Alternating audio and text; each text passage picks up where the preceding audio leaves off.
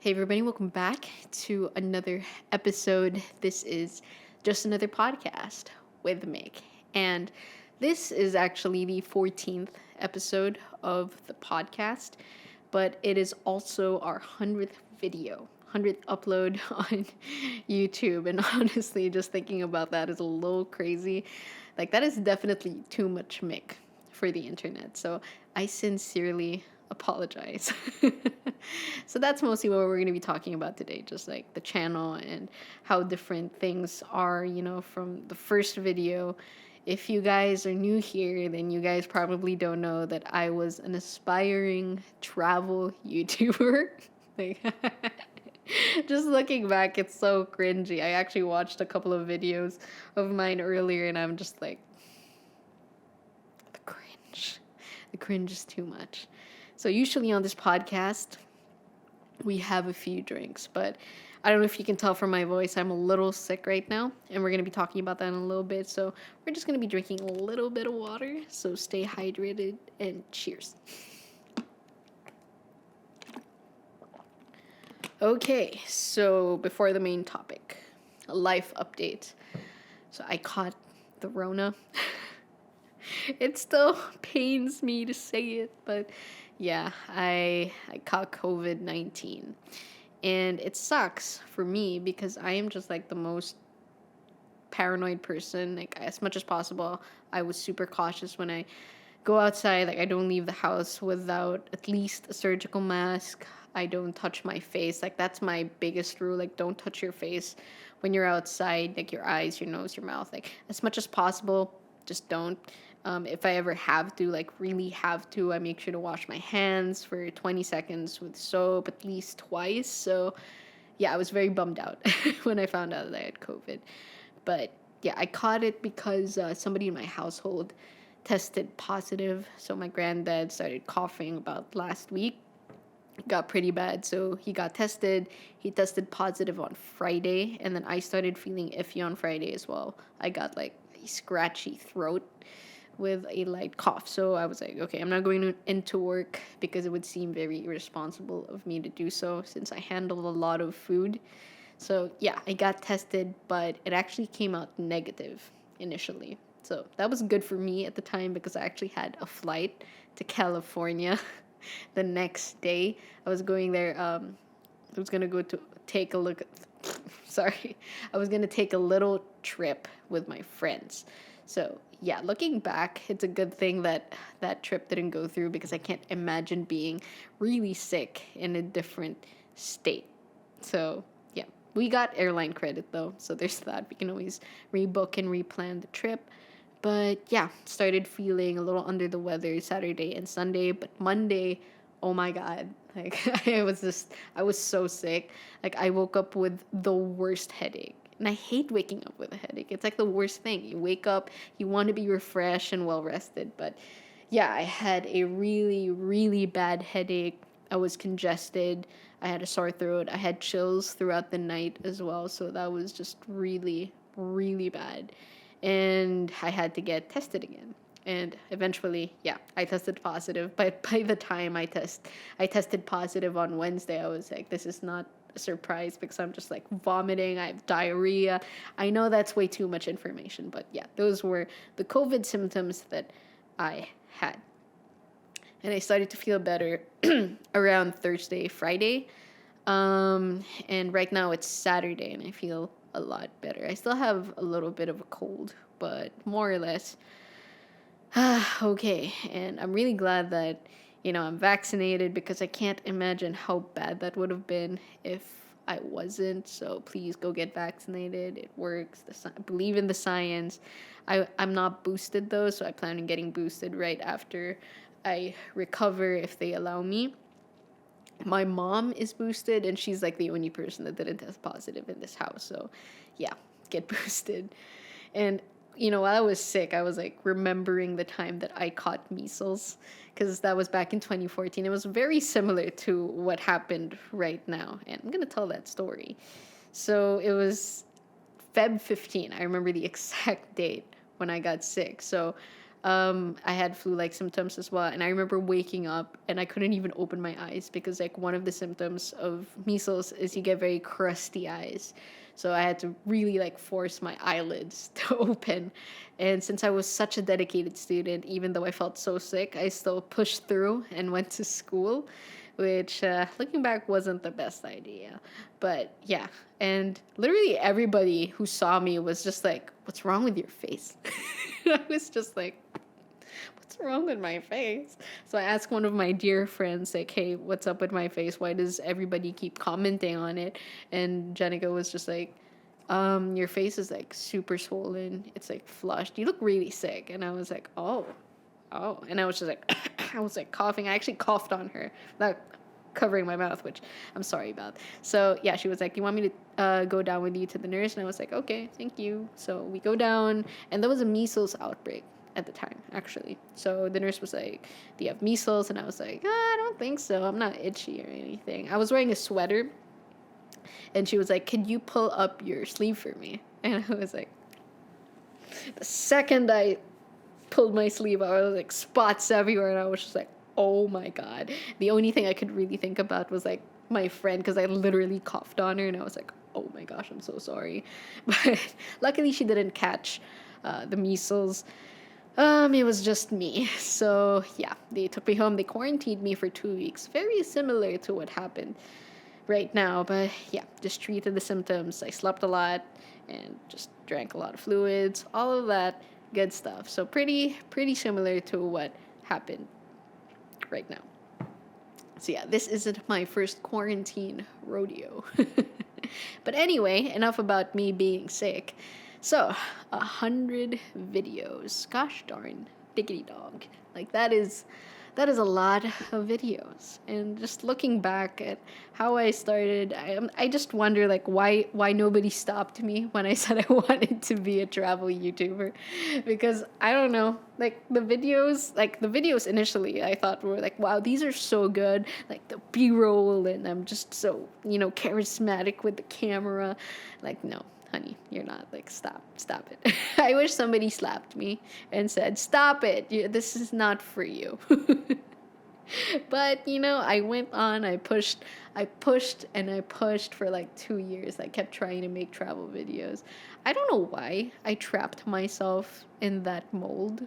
I really have no idea why I forced myself to keep making travel videos. And that's why I was only uploading like once every 3-4 months, because obviously I'm a student and I can't travel whenever I want to. So I was only uploading every now and then.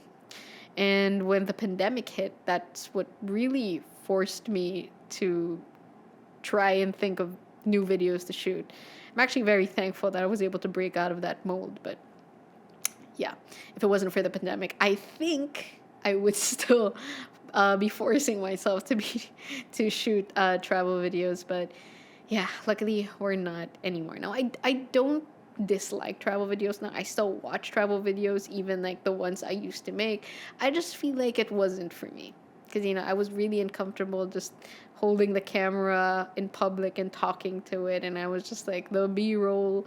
I feel like I was such a burden to the people I was with because I wasn't in the moment with them. And of course, it's important to enjoy wherever you're traveling to with the people you're with. So I feel like that was like the biggest thing for me as well, because I wasn't enjoying it because I was too caught up trying to make cinematic travel videos. Like, ugh, the cringe when I like literally like cinematic, like when I think about the effort I used to put into like the transitions and like B-roll, and I was like,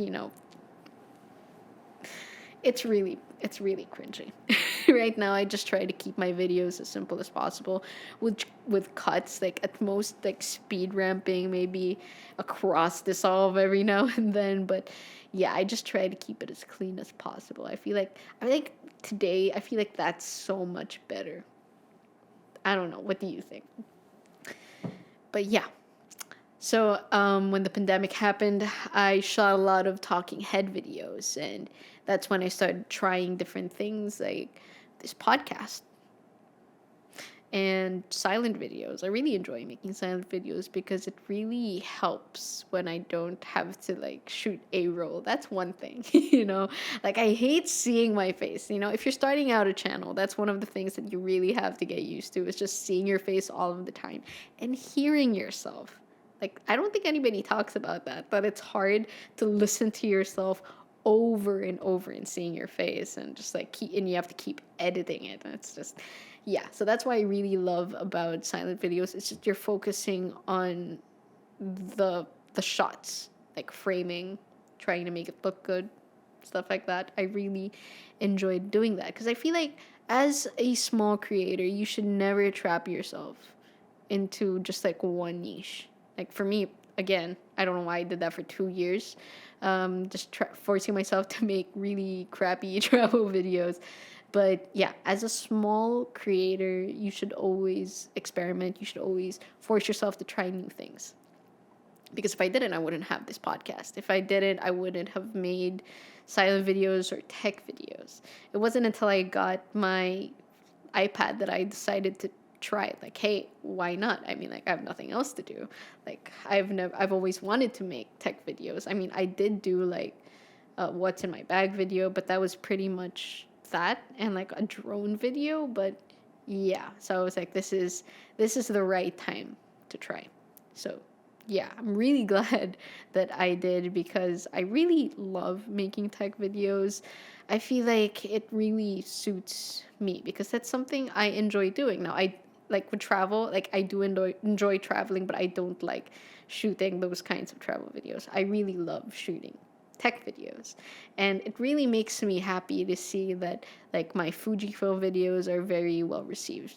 Like I'm just like over the moon over the fact that like my Fuji X-T200 video made like 70K views. Like that's insane to me. Like my XE4 review is doing really well as well. And I feel like it really comes to show that when you are really excited about what you're doing, it just shows. And people really respond to that kind of energy as well. So yeah, I really love talking about cameras, talking about tech, whatever gear I can get my hands on. And somebody, I think so, I remember somebody commented like you're my favorite Filipino tech YouTuber, and I was just like, really? I forgot where they commented that, but I'll try looking for it, putting it up. But yeah, I wanted to frame that. I wanted to print it out and frame that. But yeah, you have to start somewhere. I'm so glad that I pushed myself to try something new. So yeah. Now, for future videos, I don't know, I really want to try vlogging again, actually. Like, actually, maybe once every month, just try like a random vlog because my get out of your comfort zone video actually did pretty well, which was shocking to me. Like, I literally cleaned my room and then just went on to rant about my part-time job, and people really responded to it. So I want to do some more of that, like lifestyle videos, just more raw videos where I talk about whatever's going on in my life through a vlog. Yeah, kind of like this podcast, but a little more, because these aren't scripted. Like these podcast episodes aren't scripted. Like it's literally just me rambling on camera. Whereas those vlogs can be planned out in a more like cinematic way, I would say. Yeah, but it's still a little more raw. You get what I mean? I have no idea. One thing I have been thinking about is streaming. I don't know why it's been popping up in my head for these past few days. I don't know what I'm gonna do, if I'm actually gonna push through, like, because I have been thinking about like talking about other things. Like, again, passionate about talking about tech. One thing I am passionate about also is just like geeky culture, whether it's anime, manga, video games, stuff like that.